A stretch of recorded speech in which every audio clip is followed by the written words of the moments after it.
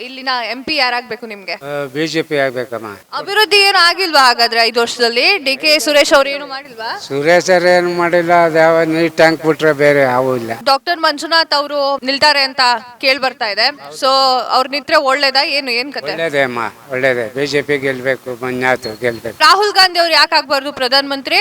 ಎಲ್ಲ ಆಗ್ಬೋದು, ಅವ್ರಿಗೆ ಅನುಭವ ಕಮ್ಮಿ. ದೇಶದ ಬಗ್ಗೆ ಏನು ಅನ್ನೋದೇ ಗೊತ್ತಿರಲ್ಲ. ಸುಮ್ಮನೆ ನಾನು ನಿಲ್ತೀನಿ ಅಂದ್ರೆ ಆಗಲ್ಲ, ಅದಕ್ಕೆಲ್ಲ ಸ್ಟ್ಯಾಂಡರ್ಡ್ ಇರಬೇಕು. ಮೋದಿನೇ ಯಾಕೆ ಪ್ರಧಾನ ಮಂತ್ರಿ ಆಗ್ಬೇಕು ಸರ್? ಎಲ್ಲ ದೇಶ ಚೆನ್ನಾಗಿರ್ಬೇಕು ಅಂದ್ರೆ ಪ್ರಧಾನಿ ಆಗಬೇಕು ಮೋದಿ. ಸರಿ, ಇನ್ನೊಂದು ಸಿದ್ದರಾಮಯ್ಯ ಅವರು ಗ್ಯಾರಂಟಿಗಳನ್ನ ಕೊಟ್ಟಿದಾರಲ್ವಾ ಸರ್, ಆ ಗ್ಯಾರಂಟಿ ಎಲ್ಲ ನಿಮ್ಗೆ ಇಷ್ಟ ಆಗ್ತಾ ಇದೆಯಾ?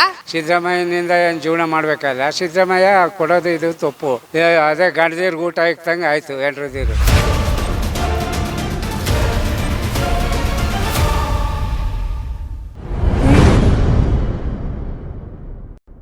ಇಲ್ಲಿರುವಂತಹ ಹಾಲಿ ಸಂಸದರು ಈಗ ಇರುವವರು DK ಸುರೇಶ್ ಅವರಿಗೆ ಈಗ ಆಲ್ರೆಡಿ ಕಾಂಗ್ರೆಸ್ ಪಕ್ಷದಿಂದ ಟಿಕೆಟ್ ಸಿಕ್ಕಿದೆ. ಅವರ ವಿರುದ್ಧವಾಗಿ ಬಿಜೆಪಿ ಹಾಗೆ JDS ಮೈತ್ರಿಯಲ್ಲಿ ಡಾಕ್ಟರ್ ಮಂಜುನಾಥ್ ಅವರ ಹೆಸರು ಕೇಳಿ ಬರ್ತಾ ಇದೆ. ಮಂಜುನಾಥ್ ಅವರು ಏನಾದರೂ ನಿಂತ್ಕೊಂಡ್ರೆ, ಎಲೆಕ್ಷನ್ಗೆ ನಿಲ್ತ್ರೆ, DK ಸುರೇಶ್ ಅವರು ಹಾಗೂ ಮಂಜುನಾಥ್ ಅವರ ನಡುವಿನ ಜಿದ್ದಾಟ ಏನು ಇರುತ್ತಲ್ಲ, ಅದು ಜೋರಾಗಿಯೇ ಕೇಳಿ ಬರುತ್ತೆ ಅಂತ ಹೇಳಿ ಎಲ್ಲರೂ ಮಾತನಾಡ್ಕೊಳ್ತಾ ಇದ್ದಾರೆ. ಈಗ ನಾವು ಬೆಂಗಳೂರಿನ ಗ್ರಾಮಾಂತರ ಕ್ಷೇತ್ರದಲ್ಲಿ ಯಾರಿಗೆ ಒಲವು ಜಾಸ್ತಿ ಇದೆ?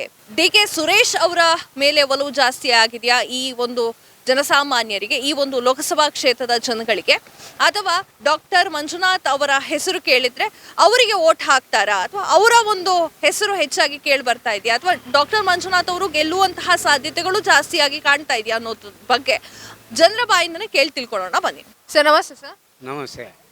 ಯಾರಾಗಬೇಕು ಇಲ್ಲಿನ MP ಯಾರಾಗಬೇಕು ನಿಮಗೆ? ಬಿಜೆಪಿ ಆಗ್ಬೇಕಮ್ಮ. ಯಾಕೆ ಸರ್ ಬಿಜೆಪಿ? ಯಾಕೆಂದರೆ ದೇಶ ಉಳಿಬೇಕು ಅಂದರೆ, ನಮ್ಮ ಭಾರತ ದೇಶ ಉಳಿಬೇಕು ಅಂದರೆ ಬಿಜೆಪಿ ಉಳಿಬೇಕು. DK ಸುರೇಶ್ ಅವರಿಗೆ ಇಲ್ಲಿ ಟಿಕೆಟ್ 5 ವರ್ಷ ಆಯ್ತಲ್ಲಮ್ಮ, 5 ವರ್ಷ ಆಯಿತು ಅವರು MP. ಅದಕ್ಕೆ ಅವರಿಗೆ ಟಿಕೆಟ್ ಕೊಟ್ಟಿದಾರಲ್ವಾ ಕಾಂಗ್ರೆಸ್ ಇಂದ? ಅವ್ರವ್ರ ಪಕ್ಷ ಅವ್ರವ್ರ ದೊಡ್ಡದು. ಅಭಿವೃದ್ಧಿ ಏನು ಆಗಿಲ್ವಾ ಹಾಗಾದ್ರೆ 5 ವರ್ಷದಲ್ಲಿ? DK ಸುರೇಶ್ ಅವರು ಏನು ಮಾಡಿಲ್ವಾ? ಸುರೇಶ್ ಏನು ಮಾಡಿಲ್ಲ, ಅದು ಯಾವ ನೀರು ಟ್ಯಾಂಕ್ ಬಿಟ್ರೆ ಬೇರೆ ಯಾವೂ ಇಲ್ಲ, ಇಷ್ಟೇ. ಈಗ ಡಾಕ್ಟರ್ ಮಂಜುನಾಥ್ ಅವರು ನಿಲ್ತಾರೆ ಅಂತ ಕೇಳಿ ಬರ್ತಾ ಇದೆ. ಸೊ ಅವ್ರು ನಿಂತ್ರೆ ಒಳ್ಳೇದಾ ಏನ್ ಕತೆ? ಒಳ್ಳೇದೇ ಅಮ್ಮ, ಒಳ್ಳೇದೇ. ಬಿಜೆಪಿ ಗೆಲ್ಬೇಕು, ಮಂಜುನಾಥ್ ಗೆಲ್ಬೇಕು. ಯಾಕೆ ಸರ್ ಕಾಂಗ್ರೆಸ್ ಅವ್ರು ಅದೇನ್ ಮಾಡಿದ್ದಾರೆ ಅಂತ ನಿಮ್ಗೆ ಅವ್ರು ಆಗಲ್ಲ? ಏನು ಮಾಡಿಲ್ಲ ಅಂತಲ್ಲ, ಏನು ಮಾಡಿಲ್ಲ. ಇವಾಗ 10 ವರ್ಷದಿಂದ ನರೇಂದ್ರ ಮೋದಿ ಅವರಿಂದ ಅಭಿವೃದ್ಧಿ ಆಗೈತೆ ಭಾರತ ದೇಶ, ಹಿಂದುಳಿದ ದೇಶ.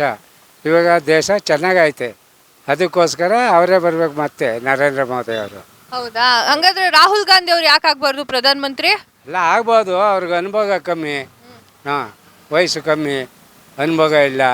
ದೇಶದ ಬಗ್ಗೆ ಏನು ಅನ್ನೋದೇ ಗೊತ್ತಿರಲ್ಲ. ಸುಮ್ಮನೆ ನಾನು ನಿಲ್ತೀನಿ ಅಂದರೆ ಆಗಲ್ಲ. ನಾನು 7ನೇ ಕ್ಲಾಸು ಪಾಸ್ ಇಲ್ಲ, ಫೇಲು ಇಲ್ಲ, ಆ ಥರ ಅಂದರೆ ಆಗಲ್ಲ. ಅದಕ್ಕೆಲ್ಲ ಸ್ಟ್ಯಾಂಡರ್ಡ್ ಇರಬೇಕು.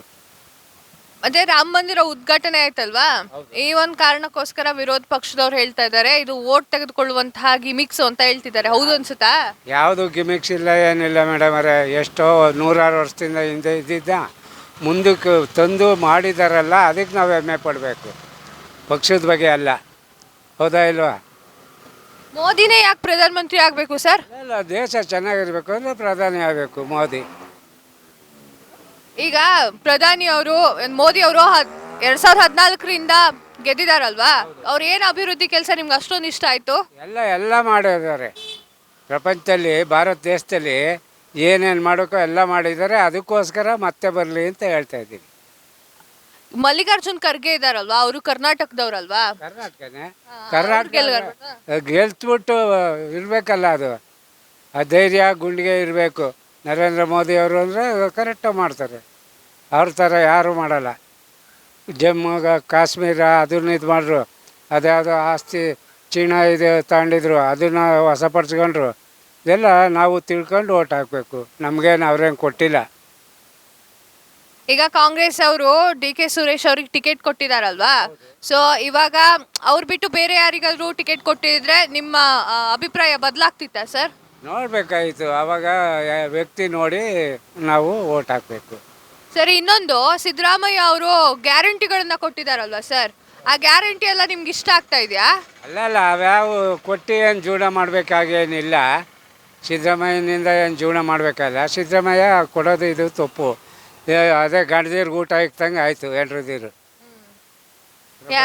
ಯಾಕೆ ಸರ್ ಅದು ಉಚಿತವಾಗಿ ಎಲ್ಲ ಕೊಟ್ಟಿದ್ದಾರೆ, ಉಚಿತ ಬಸ್ ಸೇವೆ ಇದೆ, ಹಾಗೆ ಕರೆಂಟ್ ಬಿಲ್ ಆಗಿರಬಹುದು ಎಲ್ಲ ಚೆನ್ನಾಗಿ ಮಾಡಿಕೊಟ್ಟಿದ್ದಾರಲ್ವಾ, ಏನಕ್ಕೆ ಏನು ಮಿಸ್ಟೇಕ್ ಆಗಿದೆ ಅವರಿಂದ? ಏನು ಇಲ್ಲ ಮೇಡಮ್ ಅವರೇ, ಇವೆಲ್ಲ ಏನು ಬೇಕಾಗಿಲ್ಲ. ಹಳ್ಳಿ ಕಡೆ ಮೇವು ನೀರು ಅನುಕೂಲ ಮಾಡಿಕೊಡೋಕ್ಕೆ ಹೊರ್ತು ಇದೆಲ್ಲ ಬೆಂಗಳೂರಲ್ಲೇನು ಕೊಡೋಂಗೇನಿಲ್ಲ. ಇವಾಗ ಎಷ್ಟೋ ಜನ ಲೇಡೀಸು ಊಟ ಇಕ್ಕಲ್ಲ ಗಂಡದಿರಿಗೆ, ಆ ಥರ ಪರಿಸ್ಥಿತಿ ಆಗೈತೆ. ಸರ್ ಇನ್ನೊಂದು ಬೇಸಿಗೆಗಾಲ ಬರ್ತಾ ಇದೆ, ನೀರಿನ ಅಭಾವ ಬೇರೆ ಶುರುವಾಗಿದೆ. ಕಾವೇರಿಯಲ್ಲಿ 8 TMC ನೀರನ್ನ ತಮಿಳ್ನಾಡಿಗೆ ಕೊಟ್ಟಿದ್ದಾರೆ. ಈ ವಿಚಾರವಾಗಿ ಏನು ಹೇಳೋಕೆ ಇಷ್ಟಪಡ್ತೀರಾ? ಅದು ತಪ್ಪು ಮೇಡಮ್ ಅವರೇ, ನೀರಿದ್ದರೆ ಕೊಡಬೇಕೇ ಹೊರ್ತು ಕೋರ್ಟ್ ಆರ್ಡ್ರ್ ಆಯಿತು ಅಂತ ನಾವು ನೀರು ಕೊಡೋದಲ್ಲ, ಅದು ತಪ್ಪು. ಅದು ಕರ್ನಾಟಕಕ್ಕೆ ನೀರಿಲ್ಲ ಅಂದರೆ ಬೇರೆ ರಾಜ್ಯಕ್ಕೆ ಅಗ್ರಿಮೆಂಟ್ ಆಗೈತೆ ಹಿಂದೆ, ಅದು ಹುಡಿ. ಈಗ ಹಾಲಿ ಹೇಳಿ ನೀರಿಲ್ವಲ್ಲ, ನೀರಿದ್ದರೆ ತಾನೇ ಜೀವನ ಮಾಡೋದು ನಾವು.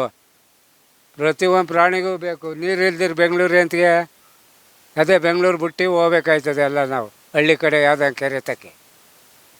ಸರ್ ಇನ್ನೊಂದು ವಿಚಾರ, ನಿಮ್ಮ ಕಾಲದಲ್ಲಿ ಅಂದರೆ ನೀವು 24-25 ವಯಸ್ಸಾಗಿದ್ದಾಗ ಅಲ್ಲಿನ ರಾಜಕಾರಣ ಹೇಗಿತ್ತು, ಇವಾಗ ನಡ್ಕೊಂಡು ಹೋಗ್ತಿರುವಂತಹ ರಾಜಕಾರಣ ಹೇಗಿದೆ? ಅವಾಗ ಮೇಡಮ್ ಅವರೇ, ಅವಾಗ ತಿಳುವಳಿಕೆ ಕಮ್ಮಿ, ಅದರಿಂದನೇ ಹೆಂಗೆಂಗೋ ನಡೀತಾ ಇತ್ತು.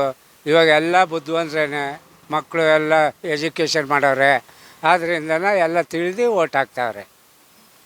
ಒಂದು ಎಕ್ಸ್ಪೆಕ್ಟೇಷನ್ ಅಂತ ಇರುತ್ತಲ್ವಾ, ಎಕ್ಸ್ಪೆಕ್ಟೇಷನ್ ಅಂತಂದ್ರೆ ಮಿಡ್ಲ್ ಕ್ಲಾಸ್ ಅವ್ರಿಗೆ ಇಂಥವ್ರು ಮಾಡಲಿ ಪ್ರಧಾನಿ ಆದವರು, ಅಥವಾ ಶಿಕ್ಷಣಕ್ಕೆ ಇತ್ತಷ್ಟು ಕೊಡಲಿ ಅಂತ ಒಂದು ಎಕ್ಸ್ಪೆಕ್ಟೇಷನ್ ಎಲ್ಲರ ಹತ್ರನೂ ಇದ್ದೇ ಇರುತ್ತೆ. ನಿಮ್ಗೆ ಯಾವ ಥರ ಎಕ್ಸ್ಪೆಕ್ಟೇಷನ್ ಇದೆ ಪ್ರಧಾನಿಯಿಂದ? ಕೊಡಬೇಕು, ಆ ಥರ ಎಜುಕೇಷನ್ ಮುಖ್ಯ ಪ್ರಪಂಚದಲ್ಲಿ, ಅದನ್ನು ಮಾಡಲೇಬೇಕು ಮೋದಿಯವರು. ಇಲ್ಲಿನ MLA ಮುನಿರತ್ನ ಅವರು ಚೆನ್ನಾಗಿ ವರ್ಕ್ ಮಾಡ್ತಿದ್ದಾರಾ? ಮಾಡ್ತಾವ್ರೆ, ಪರವಾಗಿಲ್ಲ. ಮುನಿರತ್ನ ಅವರು 10 ವರ್ಷದಿಂದ ಅವರೇನೆ ಇರೋದು, ಮಾಡ್ತಾವ್ರೆ. ಅಭಿವೃದ್ಧಿ ಕೆಲಸಗಳು ಆಗ್ತಾ ಇದೆಯಾ? ಹೌದು ಮಾಡ್ತಾವ್ರೆ. ಅವ್ರು ಬಂದಿಂದ ಈಚೆಗೆ ಏರಿಯಾ ಇಂಪ್ರೂವ್ ಆಗೈತೆ. ಸೊ ಮುನಿರತ್ನ ಅವರು ಕೆಲಸ ಮಾಡ್ತಾ ಇದ್ದಾರೆ, ಅಭಿವೃದ್ಧಿ ಆಗ್ತಾ ಇದೆ. ಹೌದಮ್ಮ, ಹೌದು, ಅಭಿವೃದ್ಧಿ ಆಯ್ತದೆ. ಮುನಿರತ್ನ ಕೆಲಸ ಮಾಡವ್ರೆ. DK ಸುರೇಶ್ ಅವರು ಅಭಿವೃದ್ಧಿ ಮಾಡ್ತಿದ್ದಾರಾ ಇಲ್ವಾ? ಅವರು ಸೆಂಟ್ರ್ ಇದು ಮೇಡಮ್ ಅವರೇ, ಡೆಲ್ಲಿ ಅವರು. ಇವರು MLA ಬೆಳಗ್ಗೆ ಇದ್ದರೆ ಇಲ್ಲಿರ್ತಾರೆ, ಇವರು ಬಂದು MP ಅಲ್ಲಿರ್ತಾರೆ. ಓಕೆ, ಈಗ ಮಂಜುನಾಥ್ ಅವರು, ಡಾಕ್ಟರ್ ಮಂಜುನಾಥ್ ಅವರು, ಅವರಿಗೇನಾದರೂ ಟಿಕೆಟ್ ಕೊಟ್ಟರೆ ಈ ಬೆಂಗಳೂರು ರೂರಲ್ ಅಭಿವೃದ್ಧಿ ಆಗುತ್ತೆ ಅಂತ ಅನಿಸುತ್ತಾ ನಿಮಗೆ? ಹೌದೌದು ಹೌದು, ಆಗುತ್ತೆ. ಓಕೆ ಸರ್, ಇವಾಗ 18 ವರ್ಷ ಆಗಿರುತ್ತೆ, 19 ವರ್ಷಕ್ಕೆ ಬಿದ್ದಿರ್ತಾರೆ. ಇವಾಗ ಫಸ್ಟ್ ವೋಟ್ ಹಾಕ್ತೀನಿ ಅಂತ ಯುವ ಜನತೆ ಕಾಯ್ತಾ ಇರುತ್ತೆ. ಆ ಥರ ಮಕ್ಕಳಿಗೆ ಏನು ಹೇಳೋಕೆ ಇಷ್ಟಪಡ್ತೀರಾ? ಇಲ್ಲ, ಅವ್ರಿಗೂ ಎಜುಕೇಷನ್ ಮಾಡೋರೆ ಅರ್ಥ ಆಗುತ್ತೆ ಯಾರು ವೋಟ್ ಹಾಕ್ಬೇಕು ನಾವು ಅನ್ನೋದು, ಅದರಿಂದ ಅವರು ವೋಟ್ ಹಾಕ್ತಾರೆ. Education. Thank you so much.